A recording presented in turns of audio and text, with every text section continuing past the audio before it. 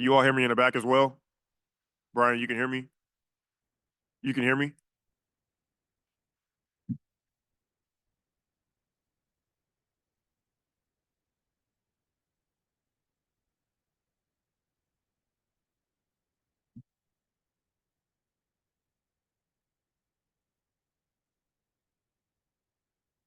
Hi, everyone. The December 12th, 2024 meeting of the Community Commission for Public Safety and Accountability is called to order at 6:36 p.m.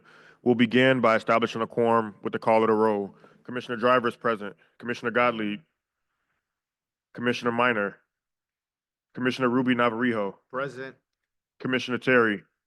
Commissioner Wortham. With 4 commissioners of the CCPSA present, we have a quorum and can conduct the commission's business. The next item of business is public comment.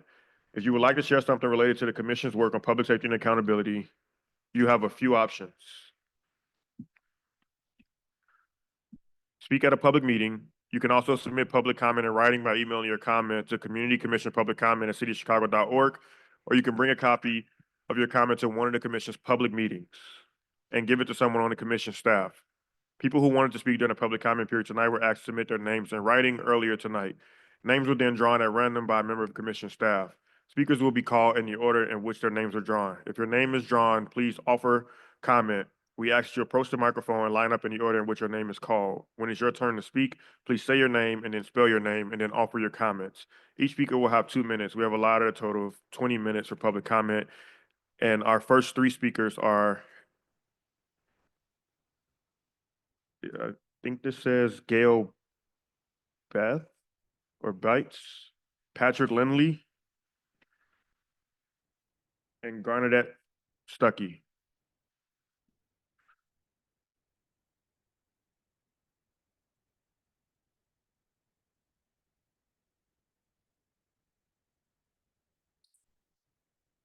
A little short.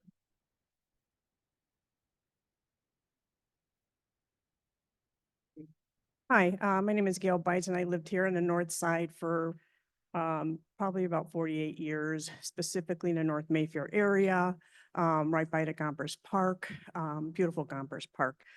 You've probably seen a lot of media attention to that location. And what my concern is that It's a little hard to hear you. It Maybe is? if you hold the mic closer, maybe, or Okay. can someone turn up her microphone? Can you hear me out there? There we go. Oh, I can hear me now. Ooh. Anyways, I want to bring to the attention about the lack of police officers we have in the 17th district. We have Gompers Park, a homeless encampment taking place, which we are really trying hard to get some housing and wraparound services for them. But in the meantime, we have had some crime increase in that location. We've had drug activity, we have prostitution. What I'm looking for the commissions to encourage us to get more police in our 17th district. Are we hiring more police in for the police department? I'm also encouraging I want to see Shot Spotter come back, and I want to see the license plate readers come back. So I'm here to support that, and we've got a whole community that's backing that. Thank you. Thank you.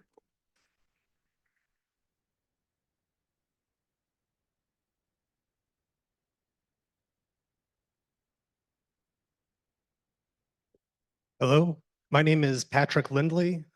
Patrick, traditional spelling Patrick. Last name spelled Lindley. I would first like to express gratitude to Commissioner Terry and Commissioner Minor for attending the recent town hall event last month and meeting with over 100 neighbors concerned about CPD officers with ties to the Oath Keepers and the credibility of the investigation and findings provided by the Bureau of Internal Affairs on this recent matter. I'd like to thank all of the district councils that participated in the annual meeting to vote on 2025 priorities to recommend to the commission and for all the work leading up to the event. I encourage the commission to adopt these priorities, including the proposal to transfer investigations of officers with ties to hate groups from BIA to COPA. I will add my voice of support to the creation of a task force to investigate extremism within CPD and city departments. I would like clarification on whether the scope of this effort extends to a review of BIA investigation processes. I worry that the BIA investigation closed this past July provides precedent and a blueprint for how to weather through and ignore claims of extremist groups incubating and recruiting within CPD. Thank you.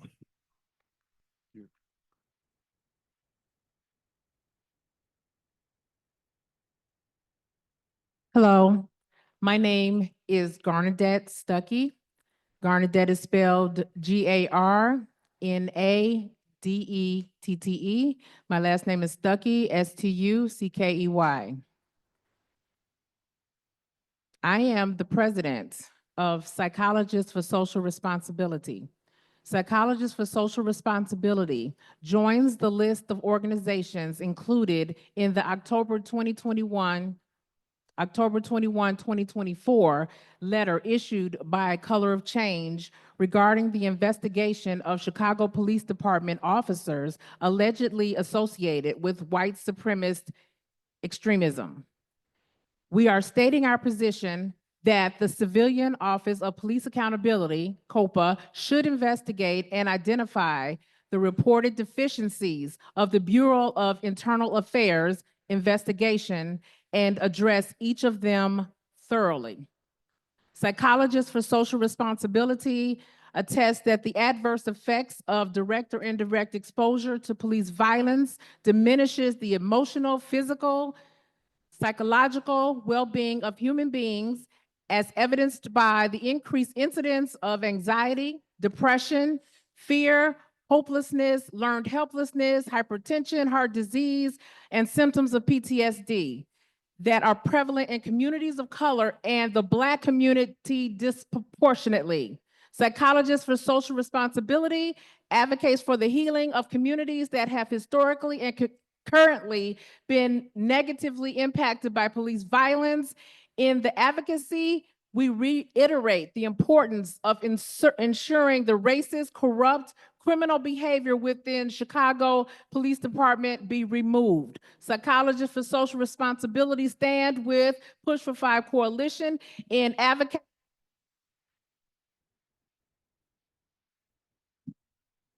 Thank you. Is there a timer? Our next three speakers are Lee Bilecki, Gerald Hatch, and Grace Patino.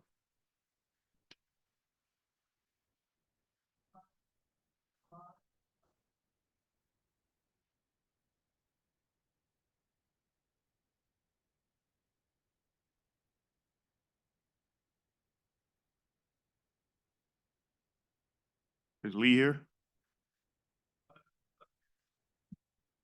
Oh, Lee Bilecki, Gerald Hatch, and Grace Patino.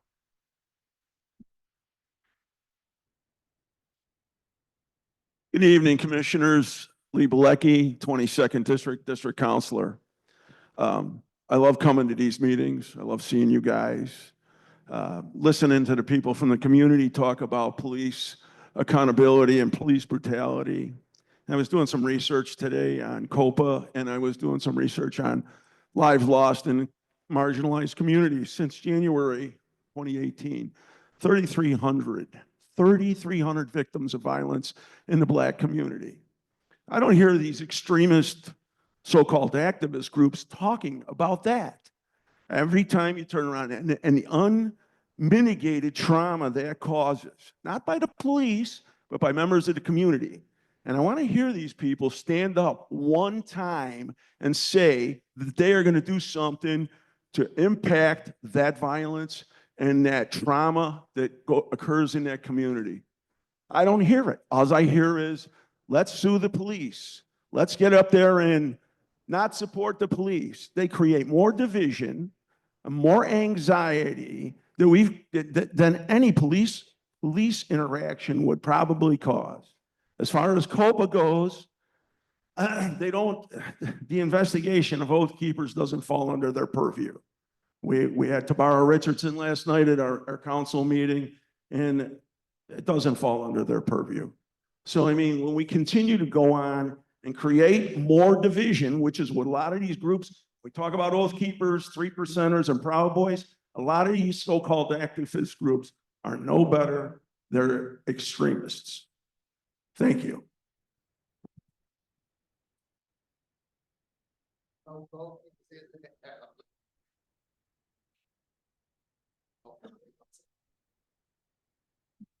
I want to thank the members of the commission who chose to stand with us at the recent town hall meeting and show their support for our community concerns over the Oath Keeper cops.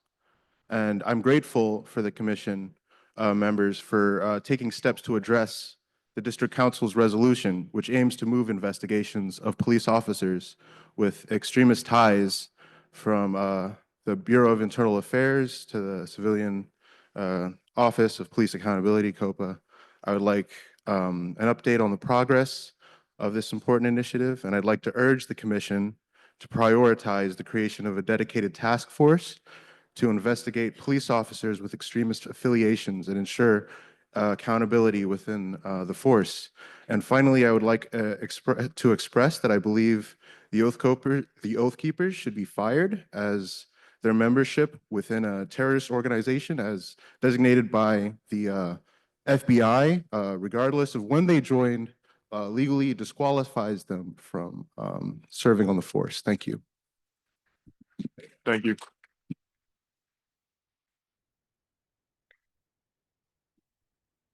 Hi, my name is Grace. I uplift, what has been said before me, right immediately before me, regarding thanking some of the commissioners who decided to stand with their community here in the 17th district, and at our town hall last month, as we discussed the issue of officers with ties to the Oath Keepers. In terms of what sows division and creates anxiety, I just want to say, as a resident of the 17th district, what creates great anxiety in me is knowing that it was known for months and months and months that one of the officers here was found on the list of being a member of the Oath Keepers, and yet there was a choice made to continue his role as in some type of community outreach position with CPD. So that's concerning to me as a resident here. And I do want to encourage the commission to just continue to try and hopefully work with the OIG's office in terms of getting with the Johnson administration for creating this task force to eradicate any officers who have ties to white extremist organizations in CPD. And yeah, just thank you so much. Thank you. Our next three speakers are Tawan Sims, Mildred Rivera, and Claire Sharkey.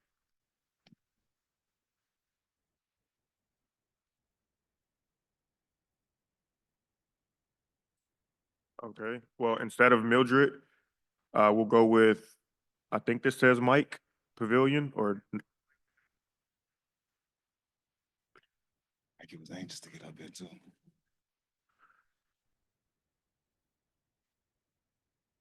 Whenever y'all ready.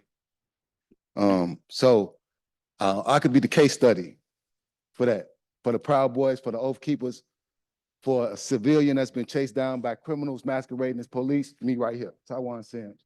So everybody that's investigating this, please let me get y'all information so we can crack this. And y'all know who the Proud Boys and Oath Keepers are? People like Bilecki, people like Tom McMahon over there.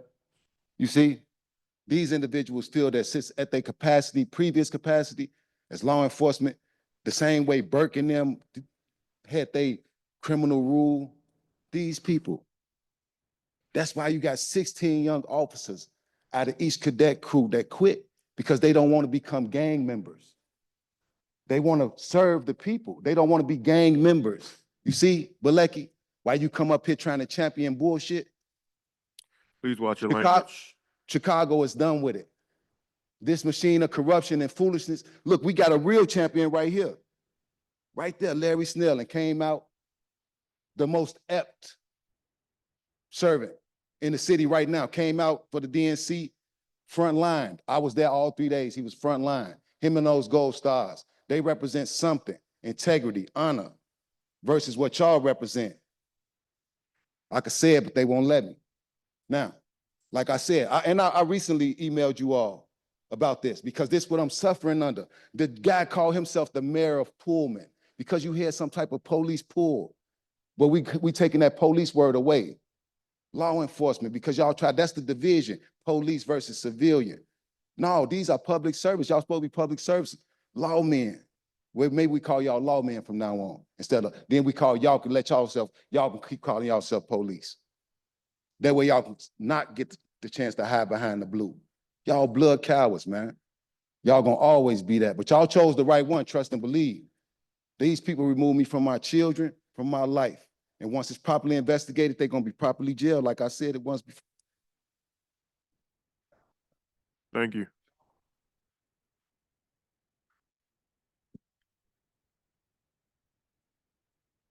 Who's the next person?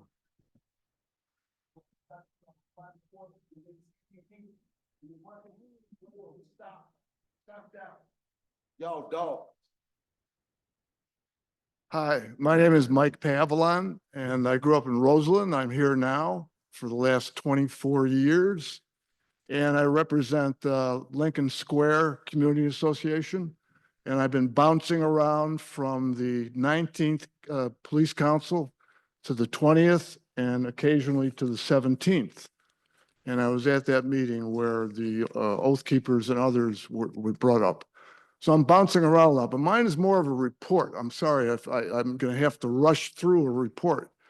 So the 19th Council in particular has been begging for the last couple months, when are we going to get so-called civilization or more civilians into the Chicago Police Department? New York has done it, LA has done it, Houston has done it, and they're doing better than we are. Not that there aren't other factors. But we got to get that done. It allows the cops to spend more time doing what they need to do. Secondly, there's something called smash and grab. And that's not part of its own line item when we talk about crimes. It's put in with burglary. It shouldn't. It shouldn't. Because the smash and grab, it happens in Lincoln Square, it happens in, Englewood, it happens downtown, it happens, Rogers Park. It devastates the community. That's much different when people come out in the morning to take the bus or to get to their car or to walk to work, that what's going on here? And they say, do I want to live here? So in burglaries, you don't have that same dynamic. That ought to change, and it ought to change. I would think the superintendent could do something about that in the next couple of weeks. It's not a big deal. I got 1 second left. Can you give me a little? I'm sorry, there's other people that want to speak. Thank you. I'm happy to talk to you after the meeting, though.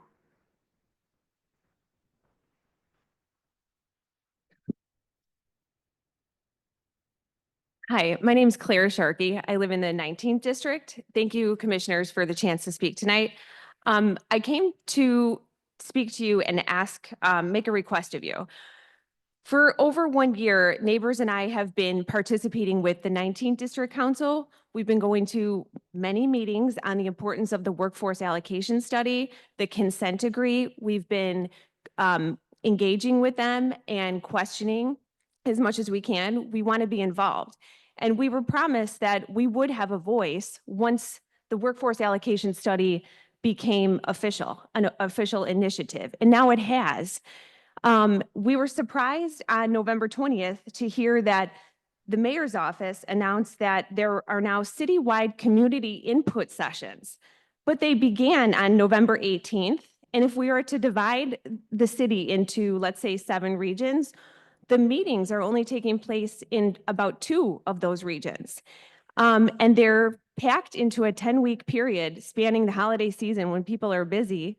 And we were also assuming that the district councils would be the ones leading the engagement process, given that that's what their job duty is. The district councils are paid, taxpayers pay about $400,000 a year for their salaries. And they've done a great job promoting the workforce allocation study, community policing, and the other initiative, which is the 911 alternate response. Some of you commissioners were actually at their meeting and commended them on the 20th about how well they did. So why the district councils have been left out of the engagement process, and it's now become sort of a special interest project by the mayor's office is surprising to us and disappointing. So if you could speak up for us to the mayor's office, let's get. Thank you. Our last speaker is Anaj Argwal.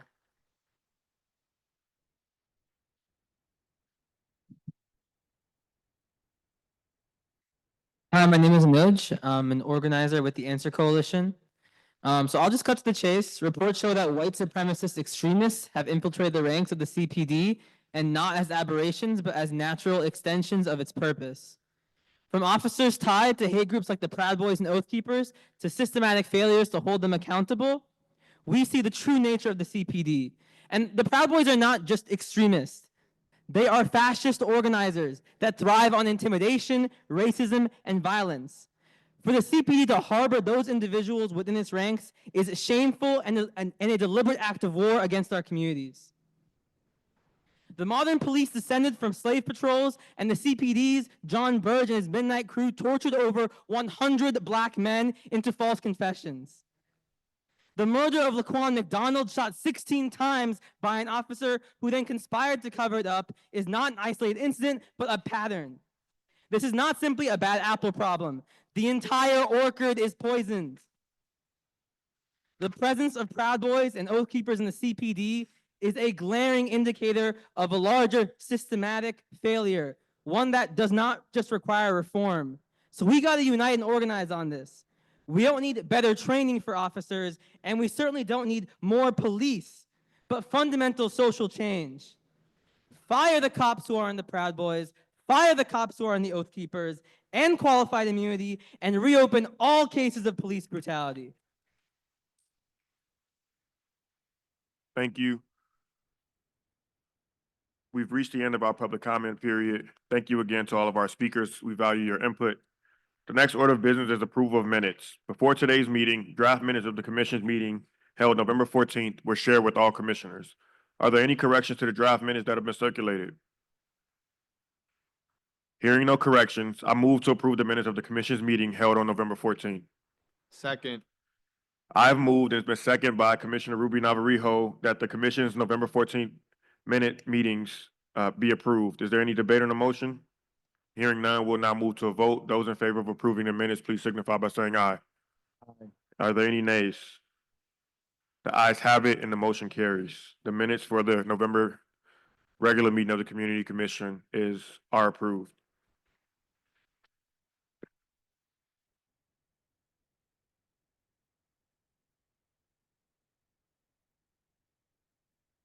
Our next order of business will be new business. The next item is the approval of a series of closed meetings. Section 2C3 of the Illinois Open Meetings Act allows the commission to meet in closed session to consider the following subject: the selection of a person to fill a public office as defined in this act, including a vacancy in a public office, when the body is given the power to appoint under law or ordinance, or the discipline, performance, or removal of the occupant of a public office, when the public body is given power to remove the occupant under law or ordinance. Section 2A of the Act authorizes the commission to take a vote to hold a series of closed meetings over the course of not more than 3 months from today, and only for the purposes cited under Section 2C3. Over the next few months, the commission may need to meet in closed session for reasons that are allowed under the Open Meetings Act, including to discuss filling vacancies on the police board. I move to hold a series of closed meetings to take place for the maximum period allowable as authorized by Section 2C3 of the Open Meetings Act. Is there a second? Second. It's been moved by myself and seconded by Commissioner Ruby Navarrijo to hold a series of closed meetings to take place for the maximum period allowable as authorized by Section 2C3 of the Open Meetings Act. Is there any debate on the motion? Hearing none, we'll now move to a vote. Those in favor, please signify by saying aye. Are there any nays? The ayes have it and the motion carries. The commission is now authorized to hold a series of closed meetings to take place for the maximum period allowable. Now we are going to hear from the Chicago Police Department, the Police Board, and the Civilian Office of Police Accountability. Leadership regarding their 2025 goals. Before I invite our first speaker, I want to give a quick overview of the goal setting process. It is freezing. Like I'm trying so hard to keep my teeth from chattering. I am like so cold. Where was I? Under the CCPSA ordinance, the commission has the power to set yearly goals for the CPD superintendent, COPA chief administrator, and police board president. Each of these agencies has a working group that consists of 2 commissioners. Goals presented tonight are draft goals. Today's hearing will give all of the commissioners, including those not part of the working groups, a chance to ask questions and make recommendations. After tonight, the commission will work on a formal response to each group's draft goals. We will work over the next month to finalize these goals. And for the record, Commissioner Minor is now present. So 5 out of 6 members of the CCPSA present. We'll work over the next month to finalize these goals. We plan to vote at our January meeting on whether to adopt these goals. I would now like to ask Superintendent Larry Snelling and anyone else from his team presenting to join us.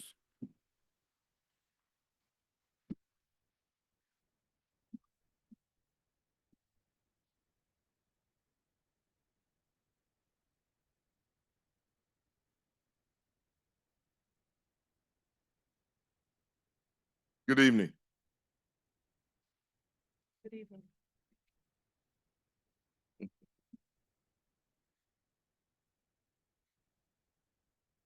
First off, it's good to be here, hear everybody speak. Look, it's very important to hear everybody's voice. Regardless to whether people agree or not, it's always good to hear what people are thinking so that we can address the concerns that everyone brings to the table. Let me start by saying that as we move into 2025, from 2024, we're going to build on some of the momentum that we've seen in the police department, especially around training, reform, and the work that we've been doing toward constitutional policing. The effort here is to strengthen the relationship between the police and the community. Our major concern right now is with violent crime that has been just seriously affecting our city, our children, our neighborhoods. Our efforts are focused on addressing current crime patterns. We recently had a very serious rash of robberies that has been going on since we've implemented a new plan. Those robberies have decreased by a total of about 1,800 so far over the past 6 months. So we're starting to see some progress there, but we still have work to do. As we work toward reducing the trauma in the neighborhoods, we also have to have a strong focus on reform. That reform is going to include 6 goals that we have here, that we work with CCPSA, and I'm happy to say that we have a really good working relationship, and it was a great effort sitting down and having these conversations and talking out these goals. Number 1, the first goal is ensuring that all officers have a strong foundation in constitutional policing, based on impartial policing to guide the everyday work that officers do. This goal also includes traffic stops. I know that's a big topic of conversation, and that's one of the things that we're working on, and we're also working with CCPSA in that effort. In 2025, we will redraft our traffic stop policy and develop corresponding training. Our second goal is launching the workforce allocation. I heard someone mention that. Let me be clear, everything is finalized, but I will let CCPSA follow up on some of the questions that you may have about the workforce allocation, but the workforce allocation is important. We need to make sure that we are effectively utilizing our manpower. It's also going to help us look at district mapping, the size of districts, how quickly our officers are getting the jobs, how our officers are responding, and how we can increase response times. So we're working with the company Matrix. They come very highly recommended. They do a very good job. They've done this work across the country, and we're looking forward to working with them and bringing this to a final outcome that we know is going to be effective in moving our department forward. The third goal is ensuring department members understand and adhere to established guidelines relative to prohibiting department members from active participation or membership in affiliation with criminal or biased organizations, and from association with known members of criminal or bias-based organizations as set forth in our department directives. We're working toward implementing a mechanism for tracking complaints related to this directive. Now, we've heard talk about this. We're moving forward to make sure that we are checking on these things. When something happens that we know brings shame upon our department, we're going to take action. But it's also important to remember that our officers are out there working. There are things that the public doesn't see on a regular basis, and the work that the officers are doing out there, the work that they're doing with children, the work they're doing with community members, the work that they're doing when dealing with the unhoused, dealing with people who are suffering from crisis. We're helping our officers develop their crisis response with our CIT training. All of these things are going to be necessary moving forward to make sure that our officers have the tools to respond in the best way possible that is going to bridge that gap between the police and our community members. Our fourth goal is to build and foster a true collaborative partnership through engagements that result in greater public trust between the department and the community. This is going to start, number one, moving forward with working with children, especially in our most impoverished neighborhoods. Those people who don't necessarily have the same access to certain things as others. If we don't start young, we allow people to now step into a life of crime because they don't have anything available to them.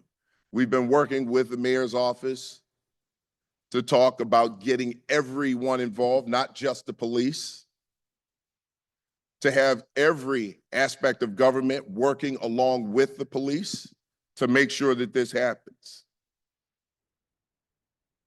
Our fifth goal is to ensure a healthy and resilient workforce by strengthening members' wellness.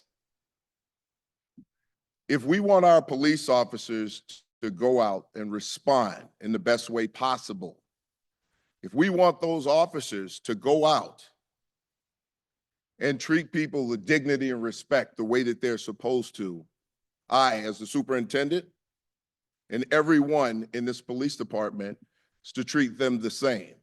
They're human beings. And what we bestow upon them is what they will bestow upon the public. We have to make sure that our officers are well of mind, mentally, physically, so that we are putting the best possible product out into the community. If we are not treating our officers well, we can't expect our officers to treat others well. I've heard it said many times before, hurt people hurt people. We want to make sure that our officers are prepared to do the jobs. Number one, our officers see things that the average person does not see. They see death on a daily basis. They see the death of children. They see domestic violence, abused women and children. They see robbery victims, elderly people who have been attacked and abused. And we want our officers to approach those situations with compassion, care, understanding, empathy. That cannot be done if we don't prepare our officers to do those things. So in the upcoming year, we will make sure that we're working on our officers' wellness. We will continue to do that so that when our officers go out and they encounter you, you will be encountered with the respect that you deserve. Our final goal is to ensure the department supports every victim of crime through stronger victim services. Since I've become superintendent, I've made it a priority to build stronger relationships with crime victims and families who have lost loved ones to violence. Violent crime is creating a ripple effect of trauma in our communities. And if we don't disrupt it, it will continue to do so. I heard someone mention earlier about civilianization of our police department. That was a priority, and it still is. And we have been hiring civilian members of our department. Sir Robert Peel, the inventor of policing, said the community of the police and the police are the community. I absolutely believe that. We cannot get to the bottom of crime just being the police. We have to have a partnership with the community. We have to be working in lockstep together, because if we're not doing that, we're failing. If we're not reaching out to each other and understanding each other and hearing each other, we are failing. We will always do better when we're working together. So we will continue to build this department, bring in the right people, make sure that we have them working in the right places so that we can continue to serve this city and keep it safe. The men and women of the Chicago Police Department will continue their work in our city.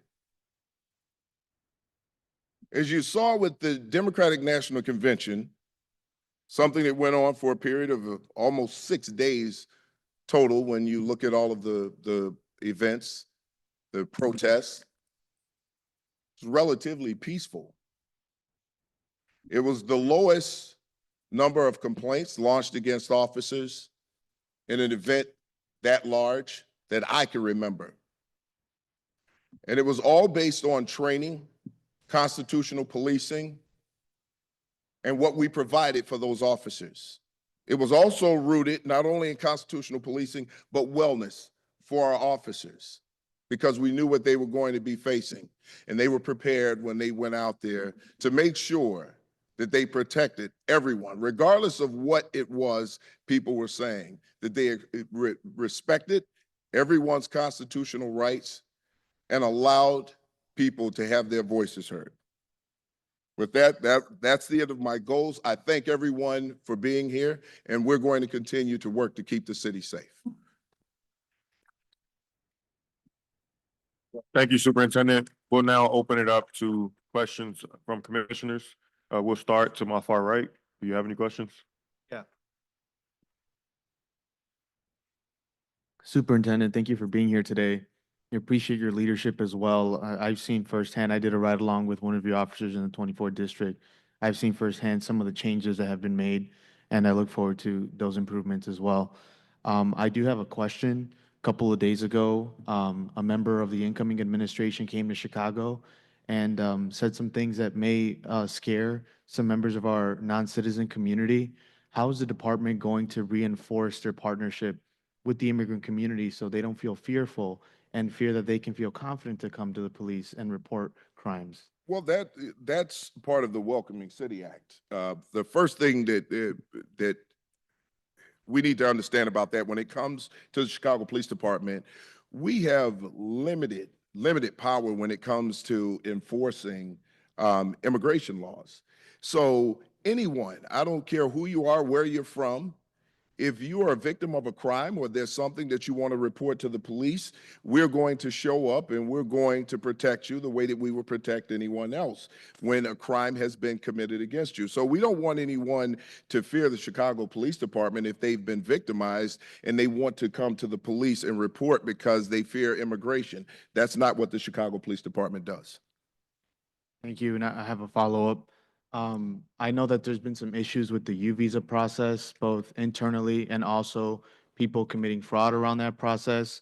I was wondering what progress or tracking mechanisms will your department put in place to ensure that that system is good on the inside and outside? Well, right now we have a lieutenant who's assigned there right now who's very good at it. We actually brought him back not too long ago. He was promoted out of that unit, so we needed to bring him back. What we're doing is making sure that we have enough people in that unit to make sure that everything is being done the right way.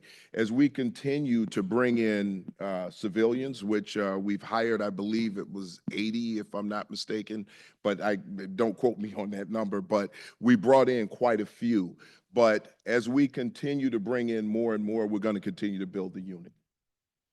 Thank you. And I have a question pertaining to DC engagement. I've heard a lot of DCs wanting to get involved hyper-locally in public safety issues and strategic plans, right?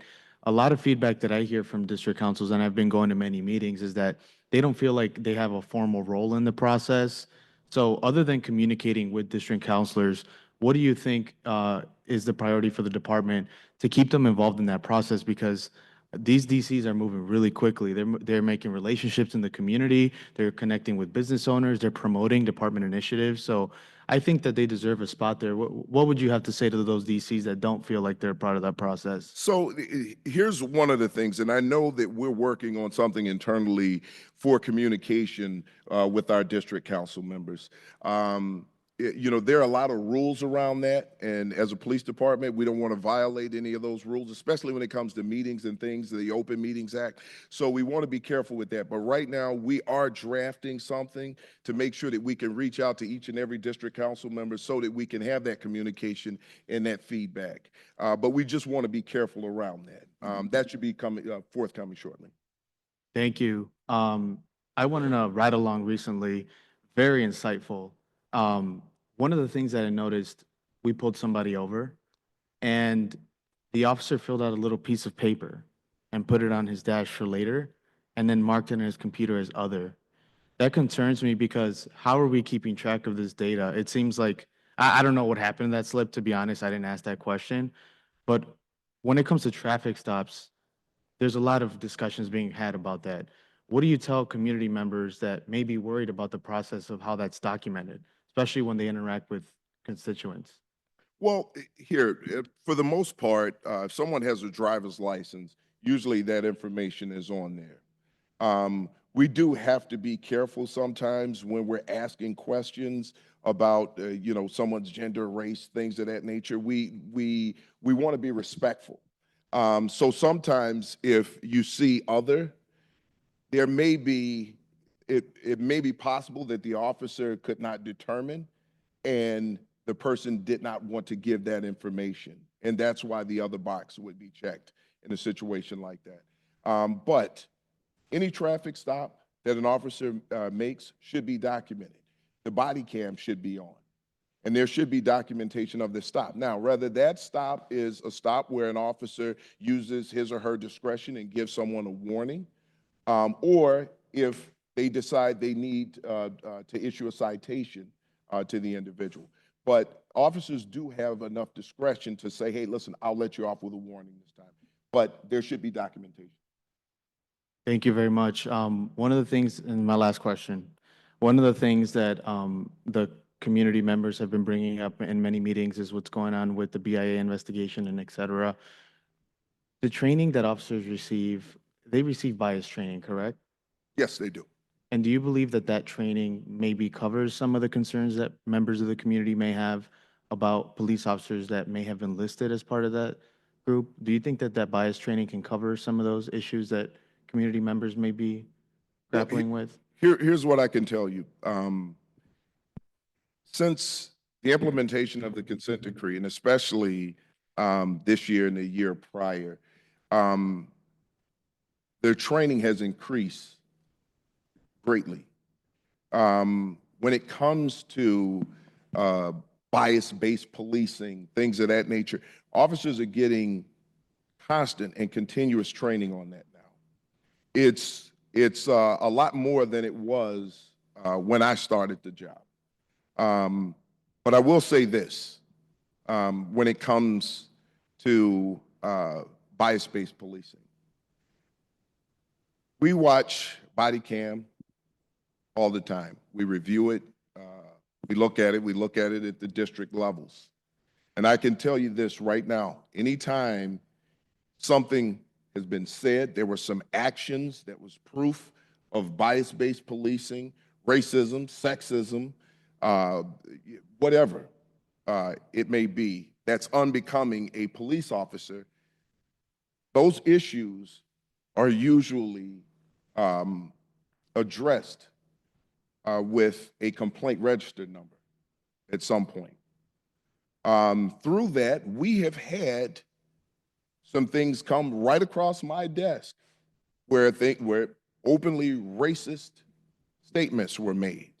And I can tell you right now, we've taken action on it. When we look at affiliations, as a police department, we have to be really careful about determining ourselves who are members of what someone would call a bias-based group.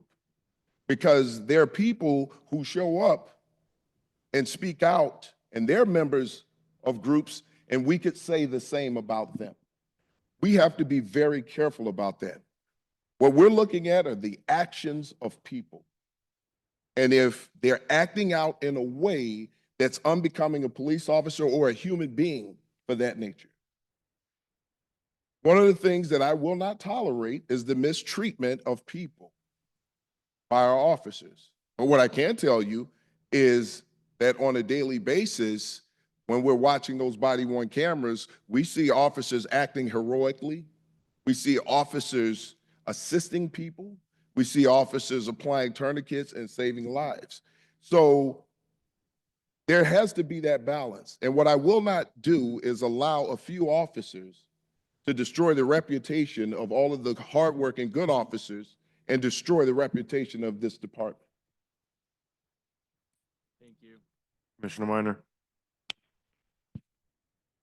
I'll be very brief because I'm a part of the CPD group for the goals.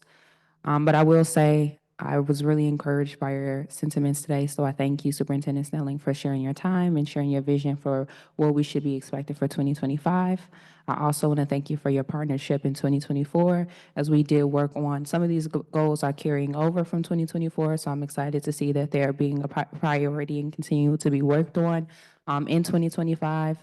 Lastly, I really want to commend your comments on Hill because I think that you really hit the head on some of the most important things that I've seen throughout the year. A lot of very reoccurring trends that the community are concerned about, and I know that we do have language already in our 2025 goals to address some of those concerns. So I'm excited to see the impact that it's going to have next year as well. With that, I'll yield my time to VP Thierry. Good evening, Superintendent Snelling. Thank you so much for your words this evening, and also one of the commitments because I attended the most recent goal-setting meeting. So excited to hear about the commitment to at least visiting and drafting some sort of policy for the traffic stops that we've been speaking about as a commission and also working collaboratively with the department. So I have two really quick questions. One is around the workforce allocation study. As we've seen, this is a big topic. It's something that community members care a lot about. So can you just provide any insight on what opportunities, if any, as you all are going through that process, that community will have to be engaged, right? Because they really want to know what's happening and how they can influence that process. So can you just share a bit about any opportunities that will be available? Well, for one, the process will be transparent. Just like we want to do dashboards with most things, there'll be public information there, number one. Number two, one of the things that we do, especially when it relates to the consent decree, is that we open things up for public comment. And a lot of times we're not getting the public comment that we would like to see.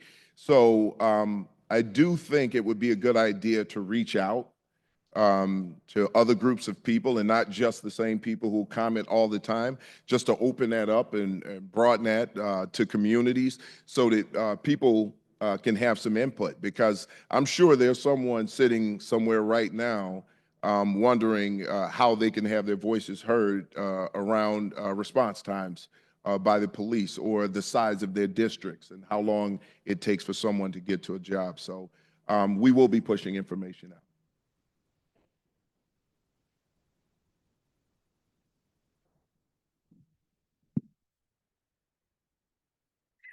All right. Thank you for that, Superintendent. So the second question I have is related to the consent decree. So there's a lot of concerns that we're always hearing, of course, about the compliance with the consent decree. But I know that us sitting in these seats, we oftentimes are privy to a lot of information that community is not allowed or have access to, and it's very difficult to sometimes synthesize that information to report out. Are you able to share so that there is a consistent understanding of some of the challenges that exist for the department in order to meet the compliance of the consent decree? Because I think that that's really important for people to know, so that if there's any support for those who want to see you all fulfill that, can sort of advocate in a way to get you the resources or the support that's needed. No, that's a great question, but there's number one, I think there needs to be a better education on the consent decree. Everyone focuses on operational compliance, which is that number that everyone, you're only at 9%, you're only at 5%, you're only at 9, 10% compliance after 5 years. But they have to understand the different levels of compliance. One, policy development, right? Your first level. Two, the development of training around those policies. And then three, you have to train every member of your department on the policy and the training. Right now, we're at close to 90% on preliminary compliance.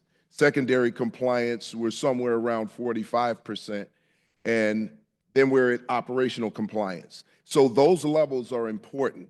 The other thing is this. When it comes to the consent decree, we are working with the independent monitoring team, and we're also working with the Office of the Attorney General.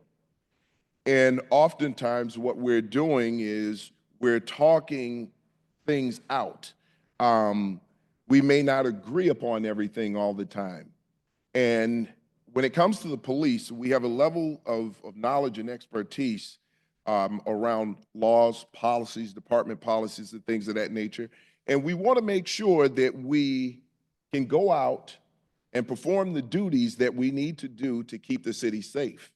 We have to be very careful as to how much we give up and how much we give away, because it takes away the ability to actively enforce laws that will keep people safe. So we want to make sure that we're careful around that. We usually find some level of compliance with each other there.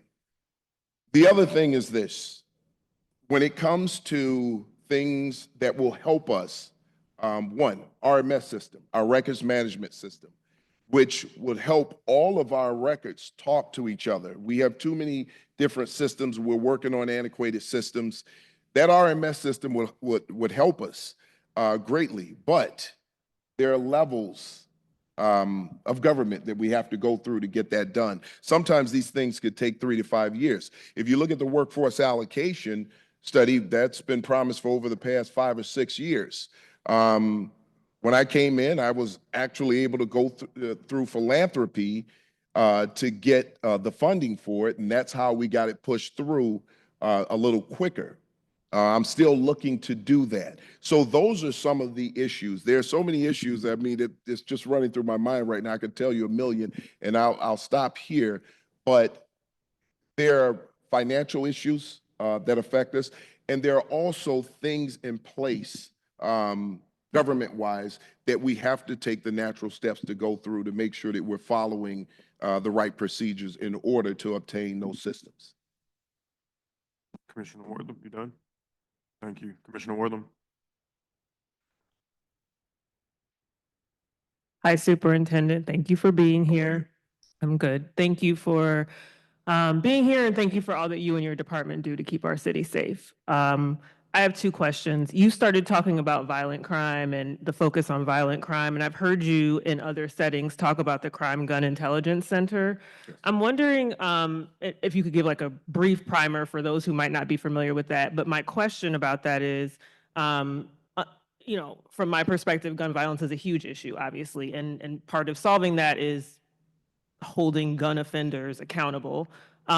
Is there anything that you can share with us that you need either internally or in terms of partnerships or externally that would maximize the utility of the CJIC, like that partnership, that ability that your department has to work there?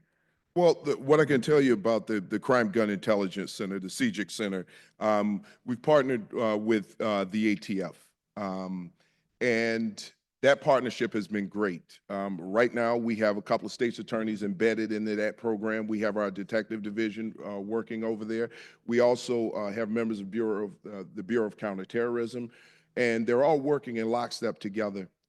We've been able to solve some very serious crimes by running weapons through NIBIN, getting the information back a lot quicker.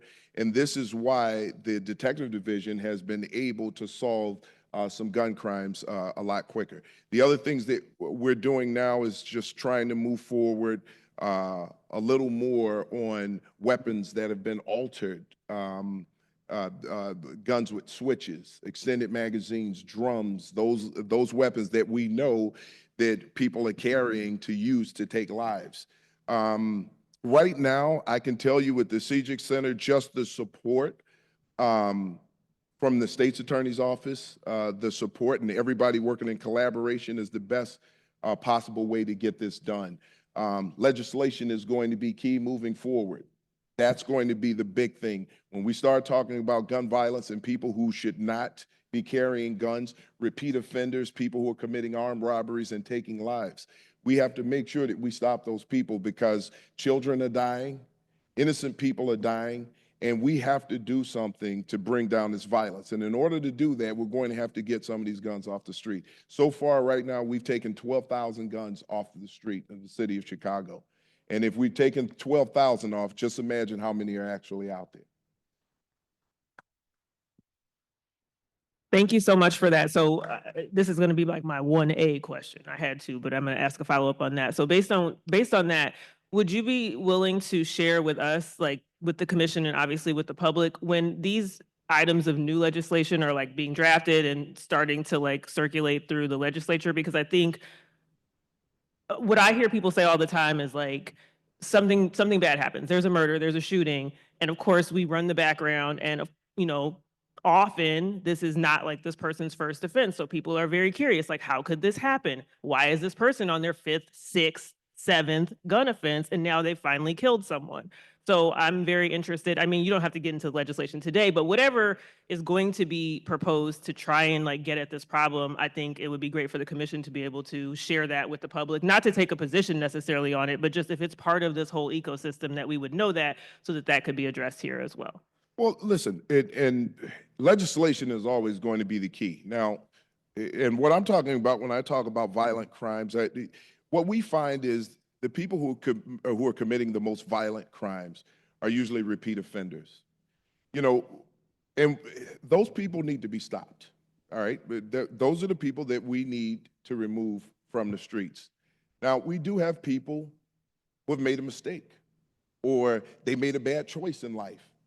And it was that one time. We're not looking to take that person and lock them up and throw away the key. If those people have the ability to move into something better and we can assist them with that, we will do absolutely that. But those people who know that they're going to go out and commit the same crimes over and over and continue to take lives, we have to stop them. Not only have we seen it with gun violence, we've seen it with domestic violence.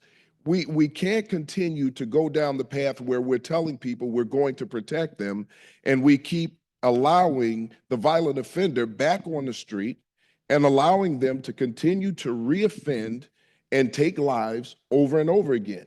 We have to do something to stop that. Thank you. I agree. I'll clap for that. Anyone else who wants to? Great. Thank you. All right. And my second question is, and interestingly, in public comment, we've heard we had a good diversity of opinion in the city, obviously. I'm of the opinion that the department needs to be fully staffed with sworn members. We know that we are not right now. That's not unique to Chicago, but obviously a law enforcement recruiting issue all over the country. My question for you tonight, though, is we know that there are community members in the city who want to see more police, who want to see the police in their community often. Given that, what, if anything, do you believe could be helpful to your department? And let me put a note here. I do know that you have a robust recruiting unit, staff with great people who are working very hard to recruit. But what, if anything, could help that? Like get us the most qualified, most intelligent, hardworking, professional people to want to come to this department. It doesn't have to be something internal. What if, even if it's an external factor, do you believe might stand between the department and getting the people we really want to come on this job? Well, number one is trust, right?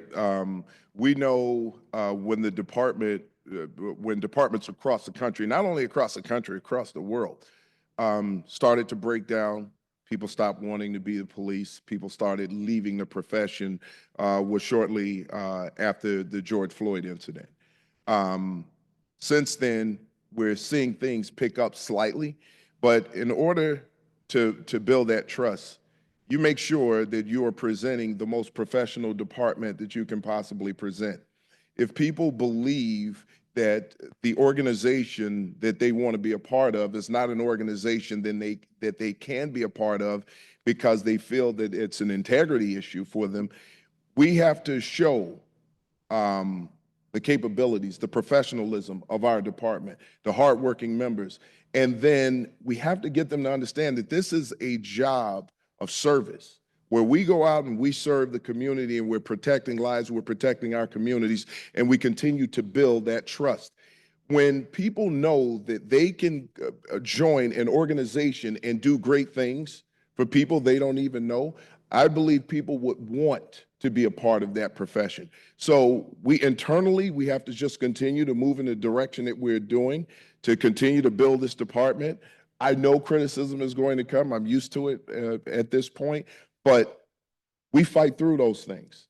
And we make sure that we are presenting the most professional, most well-trained, most well officers out there. We saw a glimpse of it during the DNC. There was a level of pride that I saw in those officers that I had for those officers during that time. And we just want to continue to move in that direction. And I believe, because it doesn't matter how great your recruitment process is, if people don't want to be a part of it, you're not going to recruit them. We create the best department that we can, people will want to be a part of it.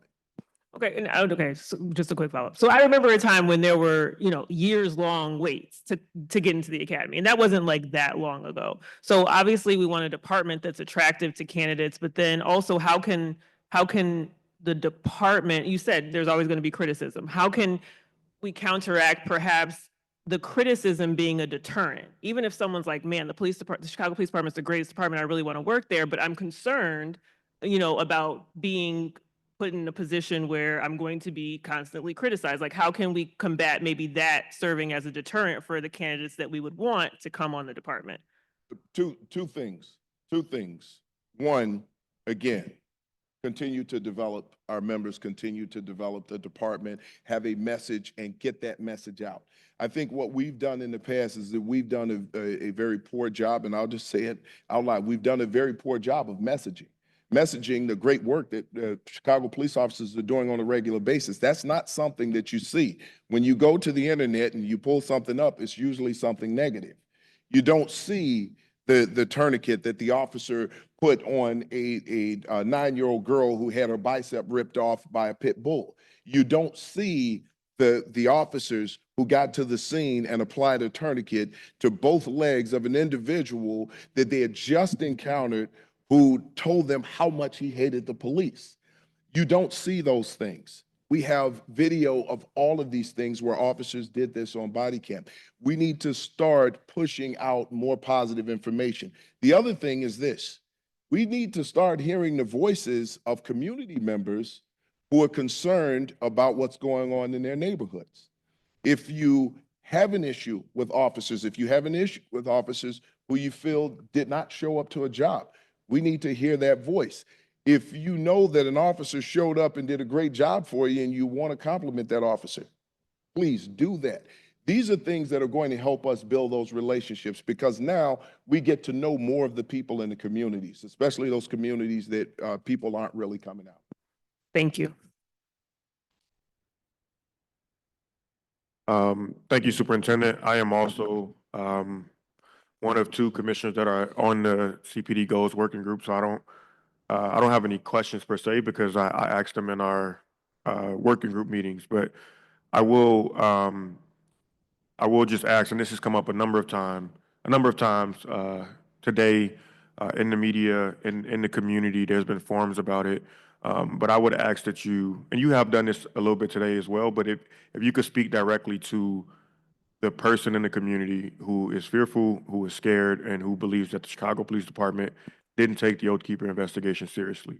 And I want to be clear too that that is not an accusation, but I do think there's a lot of fear in the community, and I hear a lot of it, and I think it could do some good if you could speak directly to that person who has that fear.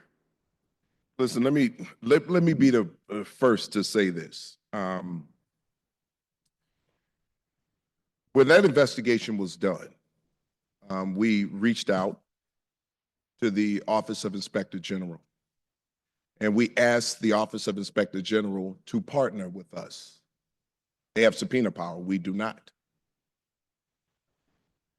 They did not participate in the investigation.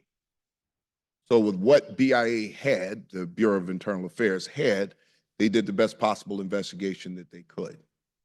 Now, as someone who, and you don't hear me say this that often, but I don't think I need to tell you what my race is.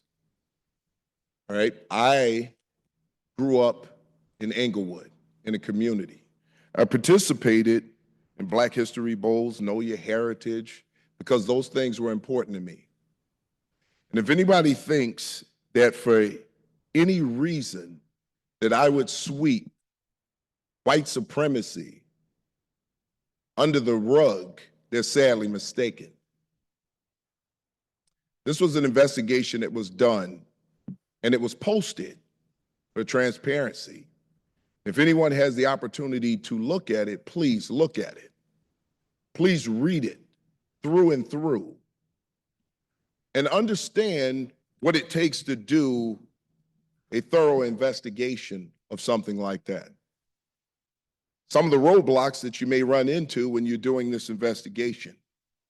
As I told you before, when I see something, because I'm not going to tolerate discrimination of any type.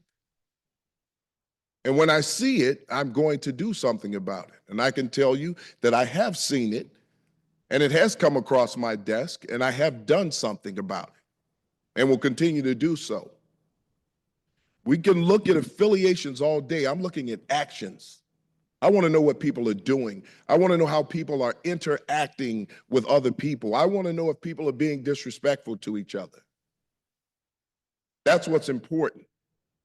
I can tell you this, that if you watch a bunch of the body camera footage of officers who show up to locations, jobs, some of the things that are said to these officers, and I said this before, especially during the DNC, the things that were said to the female officers, it took every single ounce of control to make sure that we maintained our professionalism not to respond to it. Vicious, nasty, nasty things. Now, officers deal with this on a daily basis. And those officers know how it made them feel. I know how it made them feel.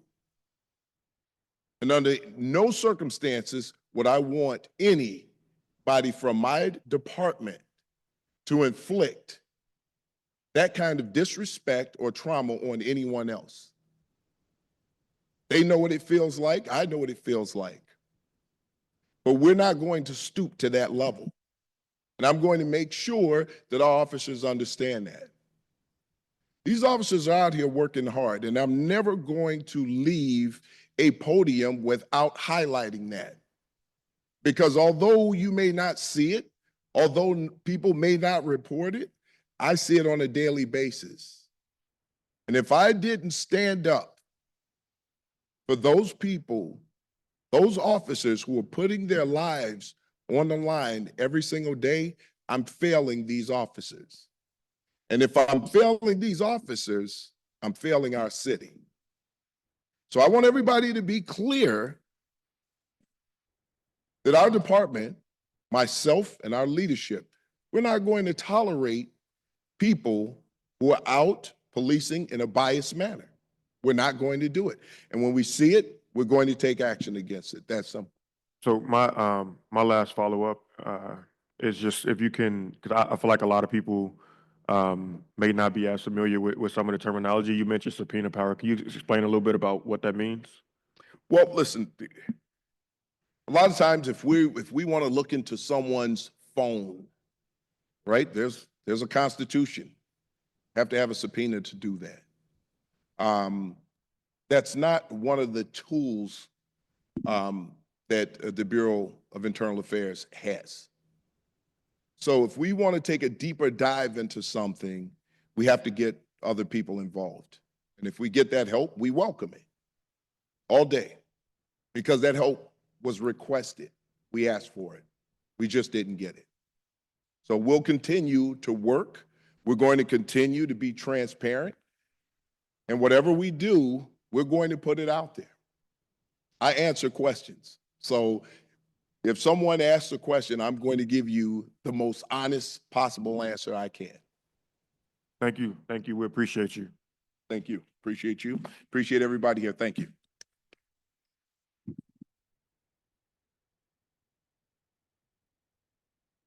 Now I would like to ask Police Board President Kyle Cooper and anyone from his team making the presentation to join us.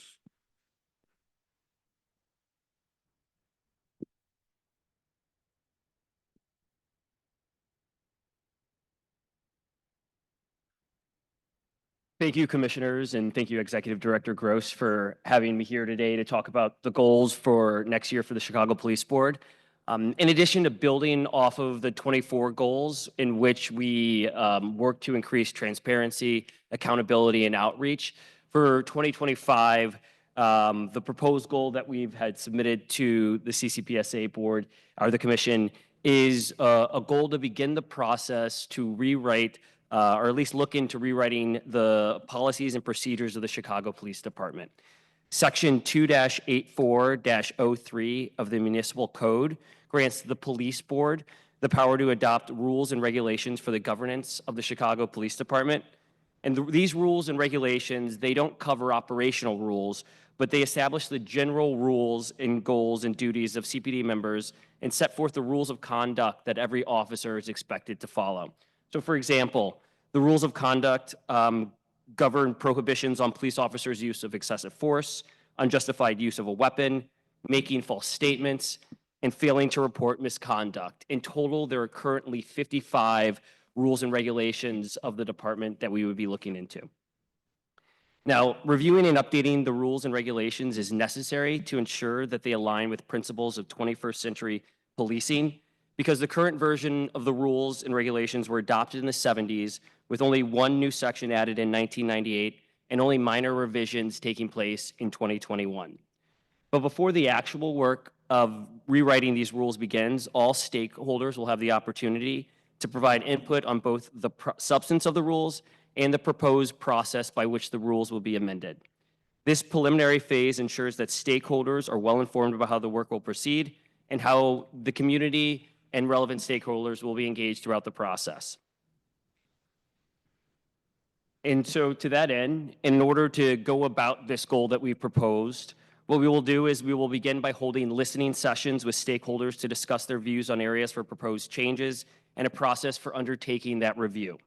Stakeholders include the mayor, the deputy mayor for community safety, members of the city council, leadership of CPD, COPA, the Office of Inspector General, CCPSA, and the law department.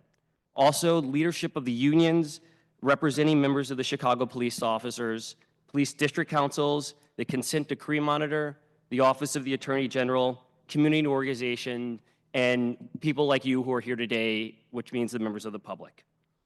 And in order to go through that process and develop the rules and regulations for the police department, we are going to undertake a comprehensive review to determine what, if any, of the existing rules and regulations need revision, and to identify the new rules and regulations that should be implemented.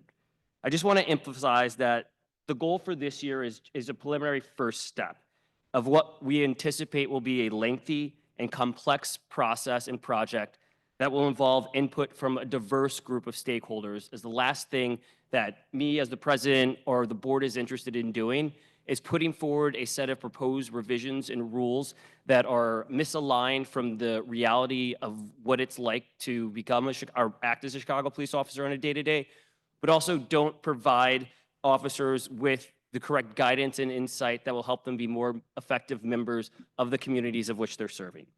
And so after the board conducts its review and after thoroughly considering the feedback received from stakeholders, I will discuss next steps with the police board and provide a report to this commission as well as to other stakeholders in the public.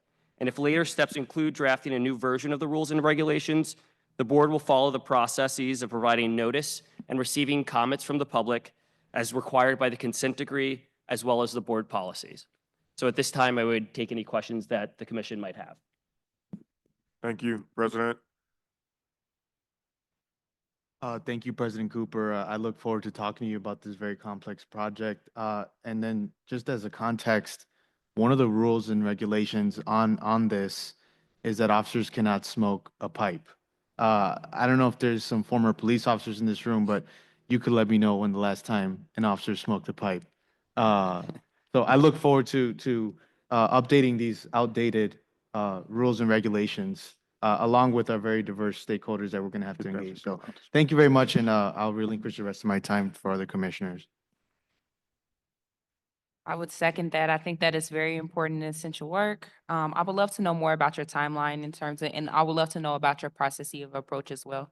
Sure. So for a timeline, we are anticipating or hoping that by the end of 2025, that we will have had key important conversations with the stakeholders that I mentioned in my opening remarks, such as Chicago police officers, the union that represents Chicago police officers, community leaders, CCPSA members. So in terms of a timeline, we are anticipating that because of the diverse and numerous types of groups and individuals who I think are going to want to have a say in helping to update these rules and regulations, that we can bring these new rules to the 21st century, that this goal is to have that sort of talking process take place over the course of the next year, with the hope that by the end of these listening sessions that we'll be holding in public and in private with members of the group, that we'll have a strong idea as a board as to what rules, such as the outdated rules regarding smoking a pipe, need to be addressed, and what rules are such that they can exist as they're currently written. So we're looking really for the next year to have the information from the community and the key stakeholders to determine what rules, if any, need to be modified. Thank you. I yield my time.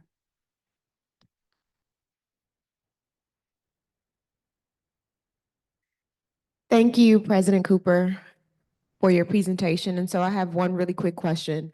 All of my questions are likely going to be centered around partnership and community. So this one is for community. So what is sort of your idea, or have you guys thought about your outreach and engagement strategy to get the feedback from community? Because usually people, again, we see a lot of education needs to happen first and foremost, and then actual engagement so they can have input. So what does that look like so people can have an idea of how to be engaged in this work moving forward? Thank you, Vice President Terry. We're thinking about it in a couple different ways. So every third Thursday, the police board conducts public meetings at the Chicago Public Police Department's headquarters. And during that meeting, which is similar to the meeting that we're here today, we have members of the public who come in and make public comments. One of our outreach strategies is going to be to announce this goal at the next public meeting. In addition, the Chicago Police Board does a really good job of actively promoting its news on its website. And all these police board meetings are also carried live on CAN TV. So in addition to putting the proposed rule and hopefully the finalized rule on the board's website, in addition to bringing it up at meetings like this one and at the monthly police board meeting, we're also going to put blast out in the form of press releases and in outreach to community groups and organizations that the board is aware of, but also in communication with the CPD and members of the commission to make sure that we are identifying and reaching out to community groups and communities that would want to have an input as part of the process to rewriting the rules of the Chicago Police Department. It's chicagopoliceboard.gov. Hi, President Cooper. Hi, Commissioner. How are you? Thank you for Good. being here today. Mine isn't so much a question, but I'm glad to hear you talk about engaging like various stakeholders and wanting to hear all perspectives. I've had the opportunity to come to several of your meetings, and I appreciate your work. I would just encourage, like, as an underpinning of all of this, and I don't know how you would, synthesize this in the rules, but to keep kind of centered the need for all of your members to stay in a position where they can render an unbiased opinion if called upon. I mean, we know in cases of disagreement, you might have to do that, right? And I know it's, I think, just like a random draw, right? Sometimes. Okay. So, and I know you have a public comment session where you're very gracious and you allow the public to express themselves. And sometimes we have members of the public who have pending litigation with the city, specifically with the Chicago Police Department. And I think it's very important that the way that the meetings are run, the way that the meetings run keeps in mind that those cases, the nature and facts of those cases might at some point come before you or members of your board for a decision on a disagreement case. And so we want to be careful not to say anything or do anything that might indicate a preference toward a certain perspective on those. And I think that that's just something maybe we keep in mind for all of these, that would permeate through all the rules and all the updates, just to make sure that everything that's coming out of the board is as legitimate as possible.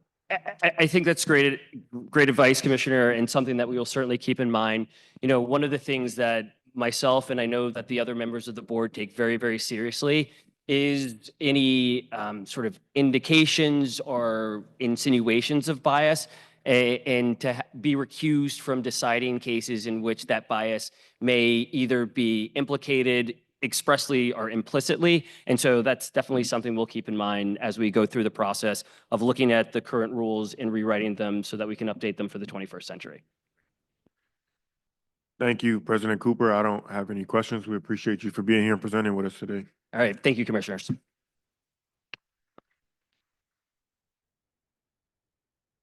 Now I'd like to ask Chief Administrator Andrea Kersten and anyone from her team making a presentation on behalf of COPA to join us.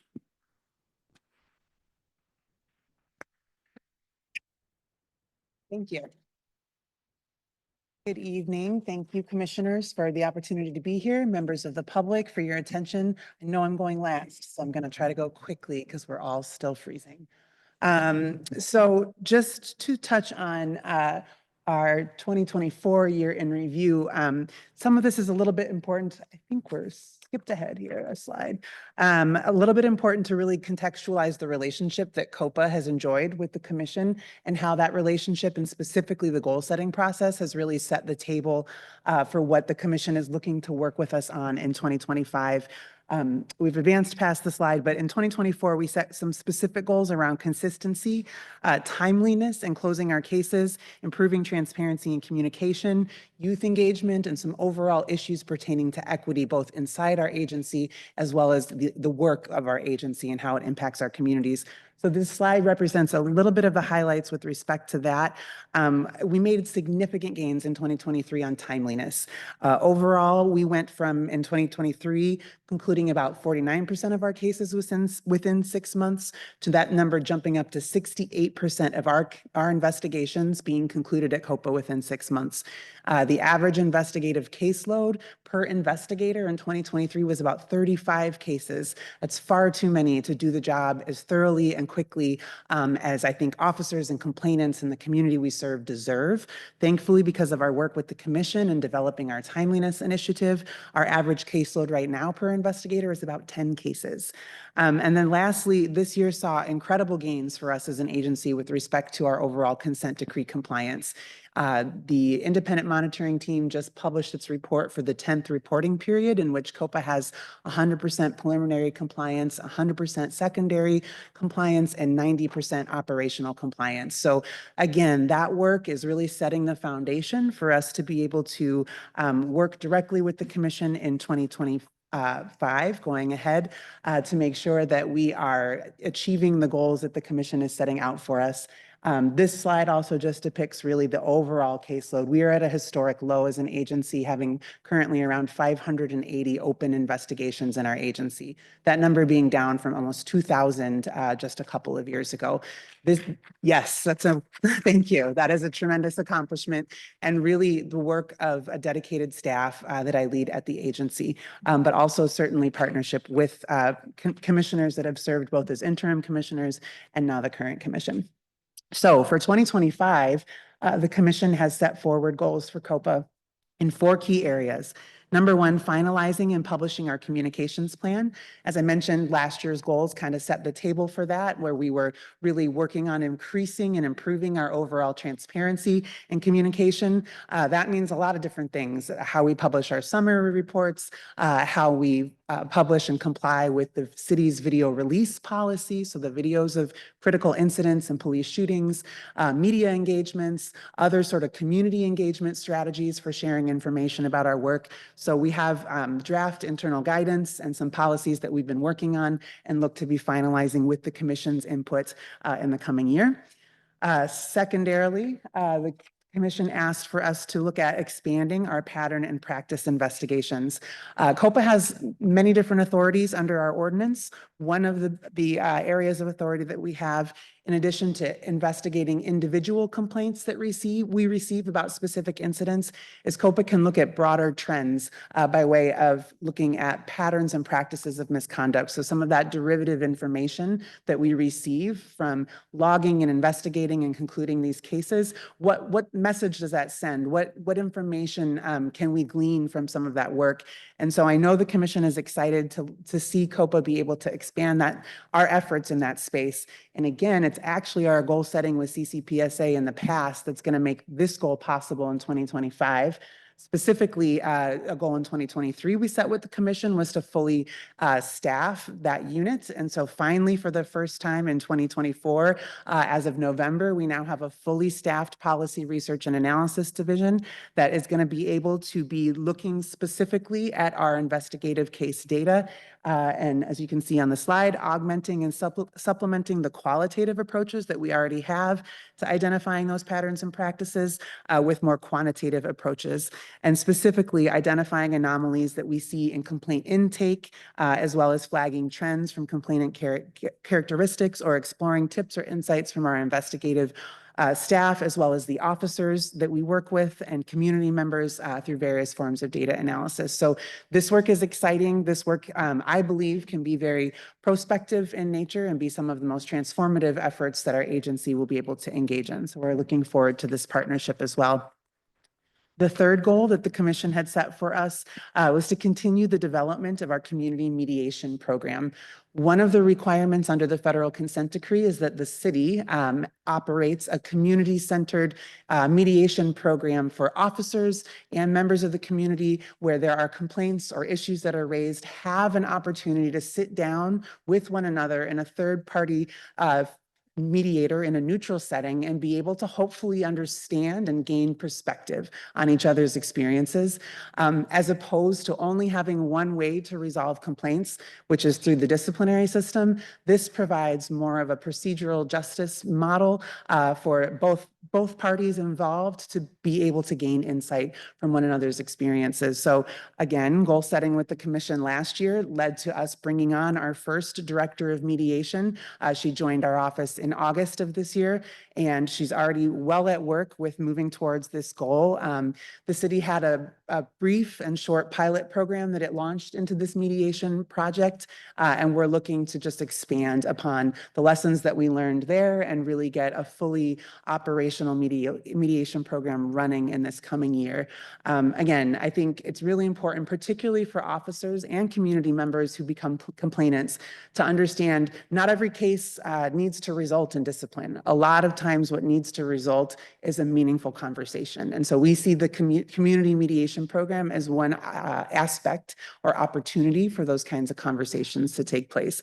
And to be very clear for anyone that's interested, a complaint that goes through that mediation program is taken completely off of the disciplinary track. So there's incentives for officers to want to participate in a conversation like that, as opposed to moving through a disciplinary investigation. So hopefully we'll have more to share about that as we work through 2024 or 2025, I apologize.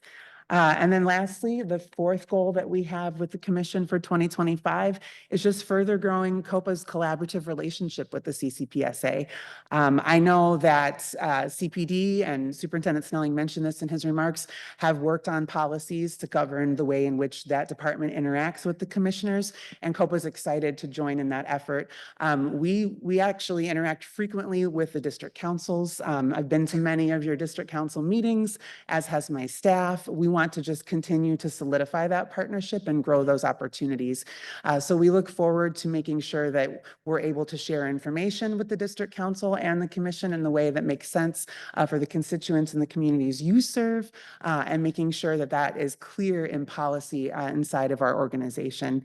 Really, when it comes down to it, we have a complicated ecosystem here in the accountability world of police oversight in Chicago, and all of us have to collaborate and work openly and collaboratively with one another. So whether it's COPA and CCPSA or COPA and CPD or COPA and the police board or the OIG or all of us together, I think that spirit of collaboration is really key. So this goal is certainly one that our agency is excited to work towards as well.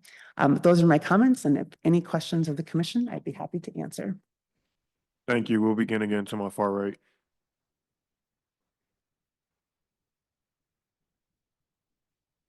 Are you ready? Yeah, you can go. Awesome. Well, thank you so much for your presentation. I greatly appreciate it, and I'm excited to see the work that we're going to be doing on the goals. I'm mostly excited about the patterns and practice investigations and some of the work that can come out of that. I want to know, I know that you all did a pilot for your mediation program. For any community members who might want to participate, while you are still in the process of solidifying that program, is there any way that they can perform outreach to you all to perhaps be on a queue or on a waiting list? Absolutely. So you can always reach us. Our website makes us pretty available, chicagocopa.org, O-R-G. And via the website, you can reach out to our community engagement folks, et cetera, who can put you in touch with the right staff. But we do have community engagement sessions pertaining specifically to mediation. So we've been informing district councils specifically about some of those upcoming events. So we'll make sure to share any of those. And for any of you, I live here in 17. So if anyone in 17 is interested in having one here, I'd be happy to make sure that happens. But if any of the district council members, if there's interest in your specific community, we would attend one of your monthly meetings. We were actually in 22 a few weeks ago, and our director of mediation was with us and was able to answer a lot of community questions during and after that meeting. So we would have any of those opportunities that people are interested in. Thank you. Good evening, Chief Kersten. Thank you for being here. Thank you for your presentation. I don't want to belabor us since I know you're like, I'm last. It's just bold.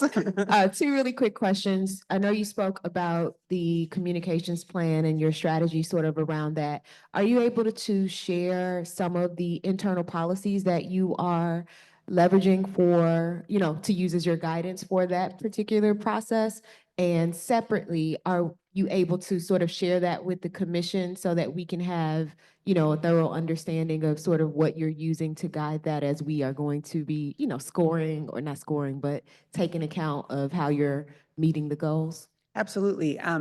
before I even get into any sort of internal policies, there's a couple of bodies of authority that are governing a lot of that as well. So we have some transparency related obligations, both in our ordinance as well as in the federal consent decree. So any policy or internal guidance that we're working on, of course, has to make sure that it's complying with those things.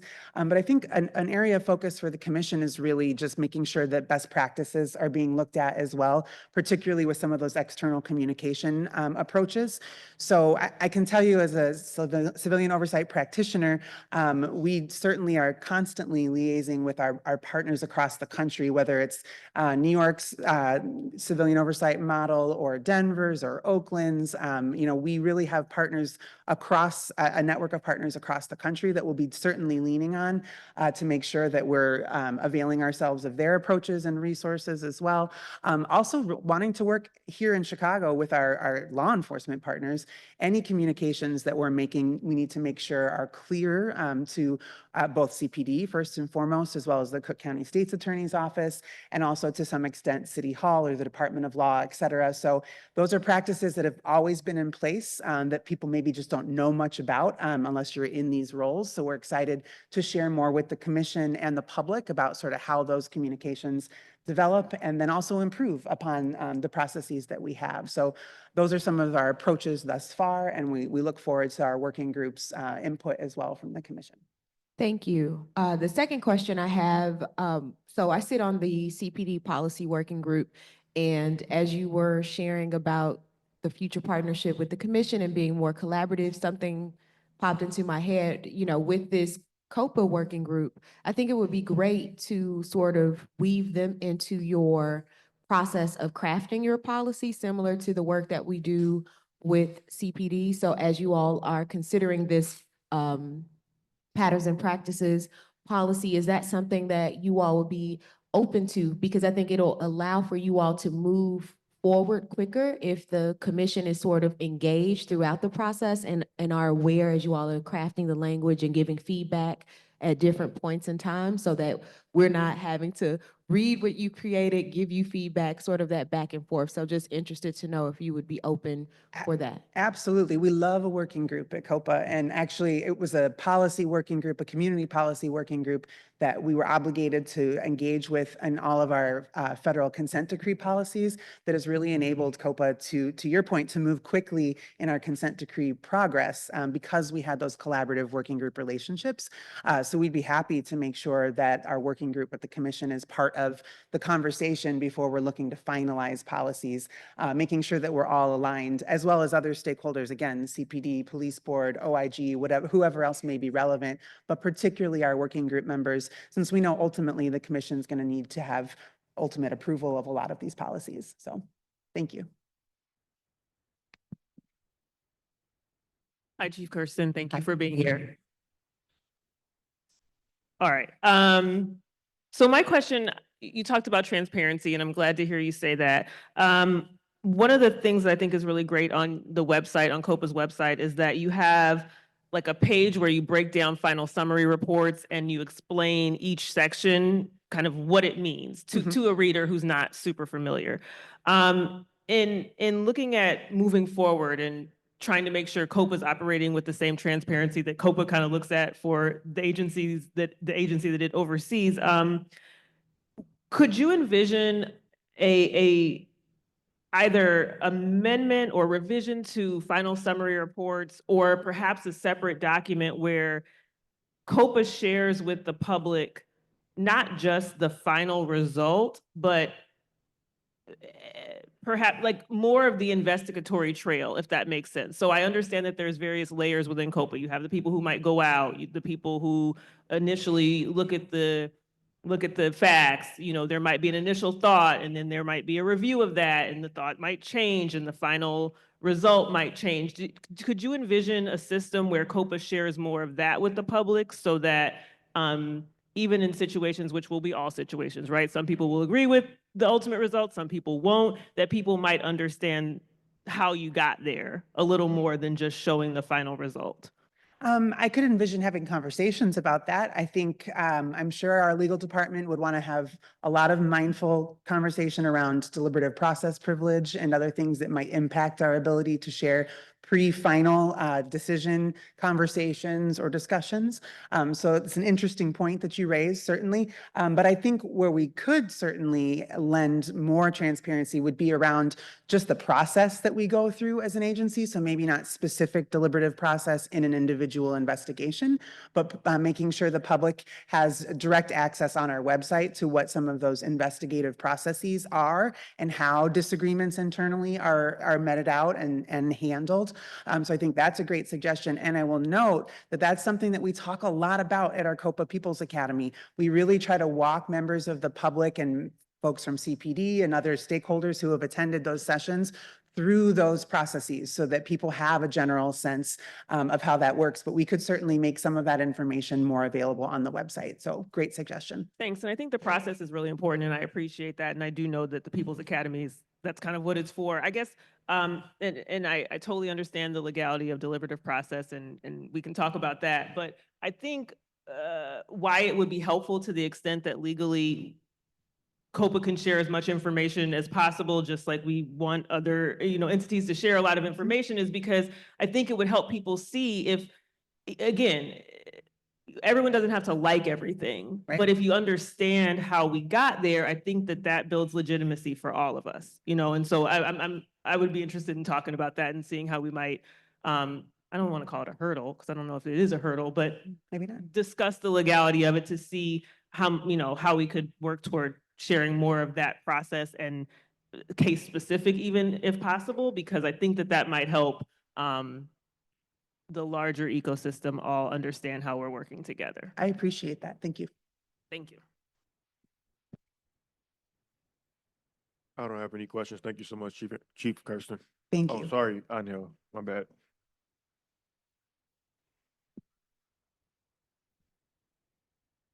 There's one question, and then you can get down from there. Hello, Chief Kersten. Hello. It's my own fault. I left it in my seat. It's fine. It's fine. Do you want your? No, I I'm want you to- good. Okay, all I'm right. good. Yeah, I just have a question regarding one of the goals. I just wanted to ask you, how do you balance promoting COPA's work and the integrity of your investigations? I think that is a critical balance that has to be struck. Like I said, most of our transparency obligations are pretty rooted in principles either in the consent decree or direct requirements of the consent decree and or our ordinance. So that is the starting point. But as you can see, any time you talk to the public about the complexity of the work that we do, even really informed members of the public or informed commissioners, there's still a lot more questions, right? And so part of being transparent is, to Commissioner Wortham's point, I believe, about making sure everybody understands how we get there, right? How we get to the process. So I think what information is released, when it is released, those are all things that have to be critically and carefully analyzed. And those are conversations that I look forward to having with the working group and making sure we're being transparent to the public about. But I appreciate the question. Thank you. Thank you. Thank you. Thank you to all the agencies for presenting today. Again, these goals are just drafts, and we'll be working with the agencies over the next several weeks to finalize. Our intention is to vote on these goals at our January 30th meeting. They will post on our website sometime in January. Our next order of business will be reports and updates. We'll begin by discussing working group updates. First is Commissioner Terry with an update on traffic stops. The Community Commission for Public Safety and Accountability is hosting a series of listening sessions across Chicago to gather input from community on traffic stops. We invite you to share your experiences with traffic stops and provide feedback on anything related to this and potential changes of establishing an actual traffic stop policy, because I think that's really important. Most people believe that the department has a policy specifically around certain traffic stops, and we have learned that that is not the case. And so we really want to gain an understanding of how you all think about the topic overall. And we invite you to come out to the first meeting, which will be held on Tuesday, December 17th from 6:30 to 8 p.m. at the JLM Center, located 2622 West Jackson Boulevard in Chicago. And for those who cannot attend in person, we will also be launching a survey that day, which will be posted on our website and social media. Thank you, Commissioner Terry. Next, Commissioner Minor will provide an update on the Community Outreach Working Group. Well, first I want to make sure that I am recognizing our district counselors in the room, Tom McMahon, Lee Bilecki, Colleen Murphy, Dion McGill, Colleen DeLeon, and Betch Rochford. I want to say thank you all so much for showing up and showing out tonight. We appreciate all the work that you're doing in our community on behalf of public safety and accountability. The commission encourages members of the community to attend their local district council meetings. This is a great way to get involved and have a voice in public safety and accountability in your local community. Behind me should be a QR code that links to a calendar with all the upcoming district council meetings. If you're unsure what district you're in, you can go to our website, or a member of our beloved staff can help you out. Thank you. Thank you, Commissioner Minor. Next, I'll provide an update on the CPD Budget Working Group. Last month, the commission submitted its report on the proposed 2025 Chicago Police Department budget to the City Council. The commission is required by law to review the police department budget annually before the City Council votes on it. The report is available on our website for the public to read. One of the report's key findings is that the proposed elimination of numerous critical civilian and sworn positions threatened to undermine reform required under the federal consent decree. We are encouraged to hear that on November 25th, the mayor announced a decision to restore the vacant positions that will help Chicago meet its consent decree obligations. The commission looks forward to reviewing the final budget that will be presented for a vote to the City Council. Next, Commissioner Ruby Navarrijo will provide an update on the Non-Citizen Advisory Council. Thank you, President Driver. The commission is accepting applications still for the Non-Citizen Advisory Council through Monday, December 16th. This volunteer council advises the commission on public safety matters and concerns in Chicago's non-citizen community. We encourage you to apply if you are a non-citizen living in Chicago or work directly with non-citizens. Please understand the commission commits to preserving the privacy of all applicants, and at no time will applicants be asked to disclose their immigration status. Thank you, Commissioner. Next, Commissioner Terry will provide an update on extremism within CPD. I will provide the update on behalf of Commissioner Terry, just to give her lovely voice of rest. I know that she has been doing a lot in this program. So I just want to talk a little bit about our most frequent meeting with the Mayor's Office. So the Mayor's Office of Community Safety and their Office of Immigrant, Migrant, and Refugee Services and the Office of Racial Equity and Justice are convening to discuss the task force to address the reports of extremism in the Chicago Police Department. Currently, the group is workshopping strategies, goals, and identifying any barriers. Next week, the co-chairs will meet to decide the scopes, cadence, and desired results of the task force. The group will also identify partners to engage in the task force. Updates on the progress of the task force will follow in the next year. And of course, we'll provide updates on the task force at this meeting as well. So thank you. Thank you, Commissioner Minor. I actually have a brief comment on this particular subject. It is something that has been a source of frustration for me, but I would first like to say that I'm very appreciative of Commissioner Terry and Commissioner Minor for their work with the Mayor's Office of Community Safety on working on this particular issue. This is obviously something that's important to me, and I believe in being a solution-oriented person. And we were presented with this information from the Inspector General before the public got it. I believe that was back in March or January. And for me, it's been particularly frustrating watching how slow this process has played out, because I do think there are things we can do now that can help. We just heard the superintendent say that the Bureau of Internal Affairs does not have subpoena power. We need to look critically at that issue and figure out why is that the case and how can that be fixed. We've heard district council members present and say that they would like this power to be transferred to COPA. There's been a number of things that have come up. And I think so often we get tied up in bureaucracy, and it's really frustrating. Frankly, it pisses me off that we get caught in these bureaucratic processes and trying to be respectful of one another and not step on this agency's toes or that one. And I don't like to fight people. I like to fight issues. And this is an issue that we need to fight. And so for me personally, this is not a shot at the mayor's office, our commissioner, or anyone else. I am tired of waiting on this. There was a vote that was scheduled for our commission last month. That vote was tabled because we wanted to have further conversations with the mayor's office and figure out how we can all do this together. A month later, we don't have much of an update. That's not acceptable to me. And again, that is not a shot at anybody on this stage or the mayor's office or anybody else. I want to simply just fight the issue. I want to figure out how we fix these systemic issues to make sure this never happens again. None of the work that this commission does, none of the work that Chief Kersten, President Cooper, or Superintendent Larry Snelling does, or the mayor, or Gary and Gatewood, or anybody else means a damn thing if people don't believe in what we're doing. It means absolutely nothing. And so that when people talk about trust, that's something that has to be earned. We are in a deficit of trust in this city, and we have been for a while. So I don't get to just say we starting at ground zero. We are not. We starting in a negative. And we need to work hard as hell to get back to zero and then move forward. And so for me, where I stand on this issue currently is I don't believe we necessarily have to wait on the mayor's office. I would love to work with them on this particular subject. I would love for us to move forward together. But if it doesn't happen by our next commission meeting, I believe that this commission needs to take a vote to do it ourselves.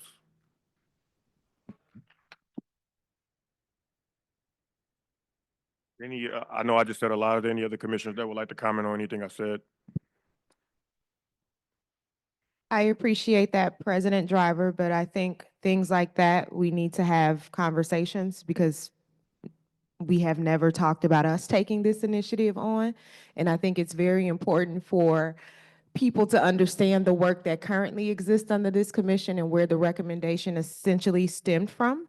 I'm not at all against us figuring out how that could work, but with a lot of the responsibilities that we already have before us, I do want to level set the expectations of people who may be leaning on you, because if you all are leaning on President Driver, he's the president from a spokesperson. All of us on this table have a vote. So if you have concerns, it doesn't fall on him to make the decision alone. So I think it's very important for him not to be in the line of fire of certain things and understand that any decision that's going to be made about the work has to include all of us up here as a commission. And so I would implore you all to establish those relationships with the rest of the commission so that we can have meaningful conversations about what is actually possible, because I appreciate the passion about this, but it's so much more that you all don't see because this is a monthly meeting. We're meeting literally every day. We're working on things every day. And this is not the job. This is not the role that pays us. And so it's very important because I don't want you to continue to receive people reaching out to you thinking that you're going to be able to move mountains by himself, because that's not the reality of this situation. And so I believe we're all committed to doing this work in the best way possible, but we're going to do it in the most realistic way. And we're going to be forthcoming and honest. And we're going to have a conversation about what is actually possible. So we can take a vote on us taking up this task force, but I can guarantee you the fruits of that will not be tomorrow. It won't be next month. And it probably won't be the month after that. And so I really want to make sure that that's being said, because expectations will be that there's going to be a quick turnaround, and that's just not the reality.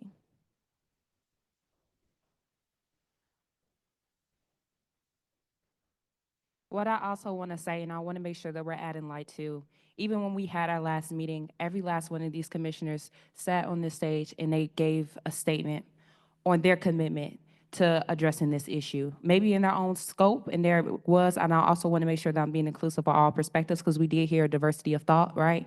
But all of us is passionate. Even our superintendent came on the stage and talked about how he feels and how he's also impacted, and his commitment to making sure that bias-based groups is not in the force. So I really want to commend the passion from the commission. I want to commend them for being thought partners. Myself and Commissioner Terry also went out to the community and listened to their perspective and how they feel, and we want to, thank you. And we wanted to make sure that I want to make sure that it's clear that we brought all that back to the commission, and that did inform our work, and that did inform the way that we showed up with the mayor's office, and that also informed our ask when it comes to making sure that we are being timely and responsible with this work, because we know that there's a lot of eyes, there's a lot of different people that's impacted by this work, and we want to make sure that we have a safe, comfortable police force. So at the end of the day, I just want to make sure that it's very clear that we're all working on the same team, that we all care about this issue. I also believe that after being in the space with the mayor's office, that they have taken some of the steps to put together a task force. I also want to make sure that, similar to what Commissioner Terry did, and making sure we're grounding our expectations, I've been a part of creating task force. It takes time. It takes time to identify the stakeholders. It takes time to convene the meeting. It takes time to define the scope. It takes time to develop the recommendations. It requires a period of time for all the different stakeholders, subject matter experts, and the community members to come together and to decide on something, similar to the bureaucracy that we see even in the commission. It takes time to get everybody on the same page or to find that great compromise. But at the end of the day, what we're doing is not just something that looks good, but it's something that is good and should be sustainable. And if you want to build a sustainable building, you want to make sure that you have a sustainable foundation to build it on. And so whatever we do and whatever decision we put forth, I am committed to making sure that it is sustainable. I'm committed to making sure that it is transparent. I'm committed to making sure that we're holding different stakeholders accountable. And most of all, I'm committed to being transparent throughout the process. So I thank you all for your stake in this work. I know that we all have a huge stake in this work, and I'm grateful for the passion and the fire that we're experiencing even right now, because I definitely believe that it's going to inform our outcome. All right, so I just want to say something on this, and I do appreciate, Commissioner Minor, you acknowledging the diversity of opinion, because I do want to be clear that we didn't all express the same opinion on how to approach this at our last meeting. I'll speak for myself. I, of course, did not agree.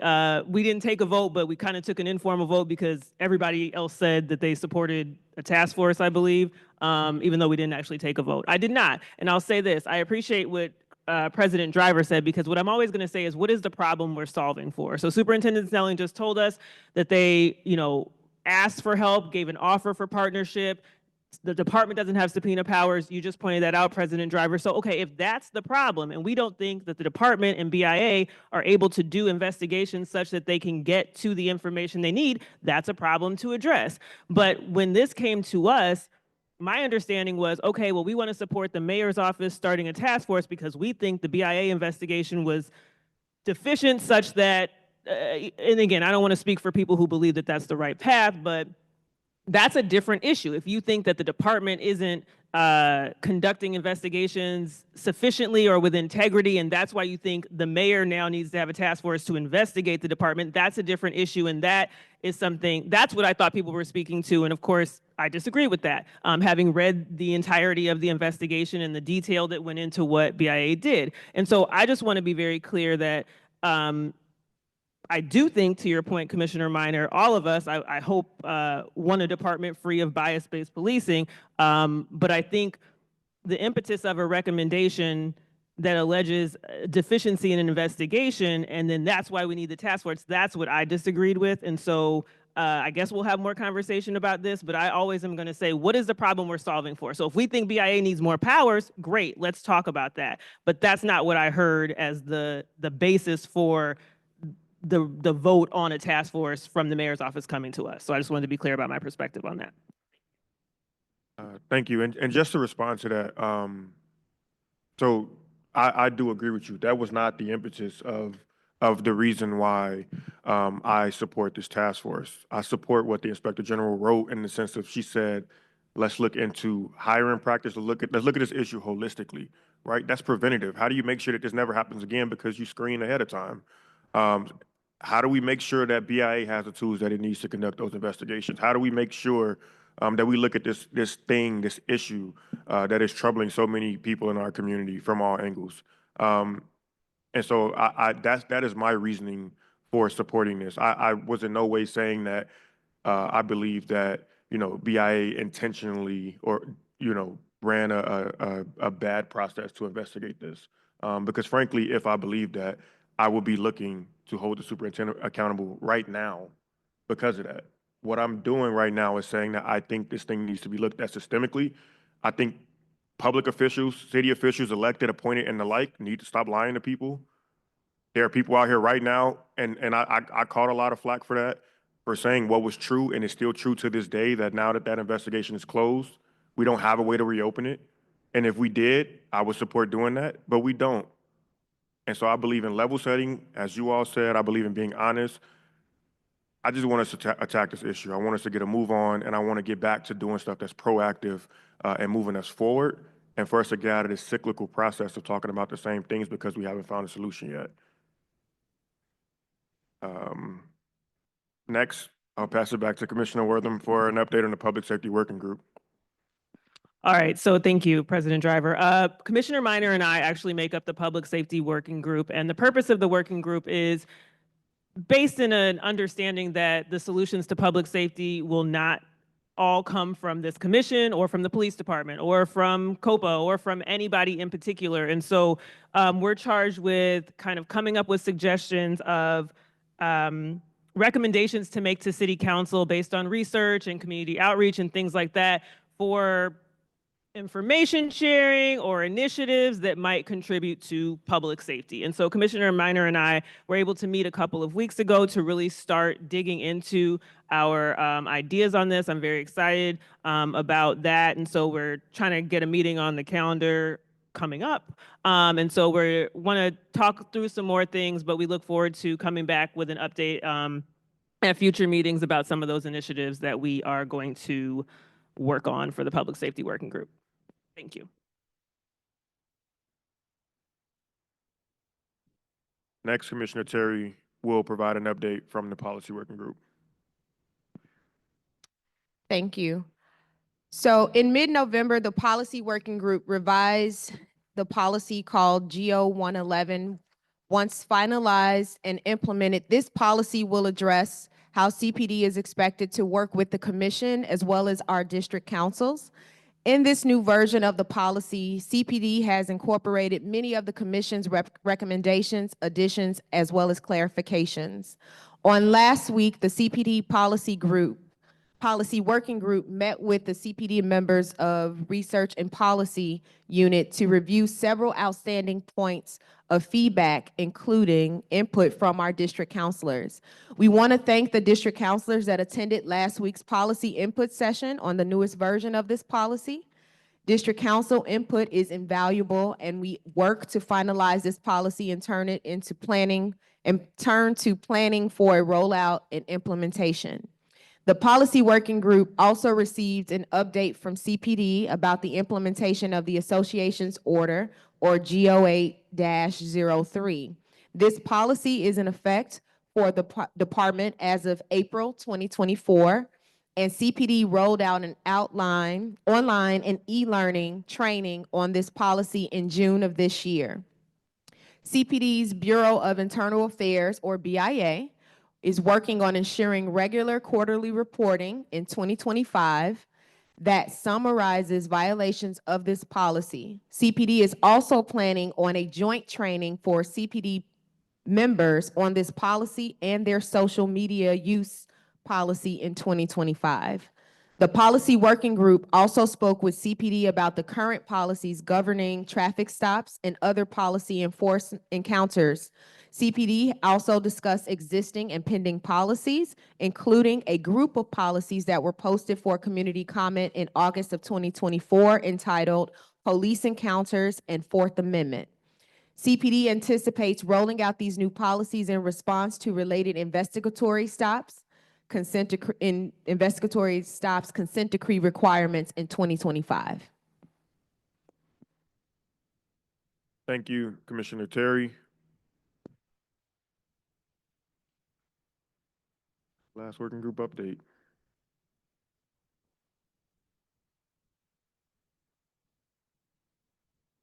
Commissioner Minor. Thank you.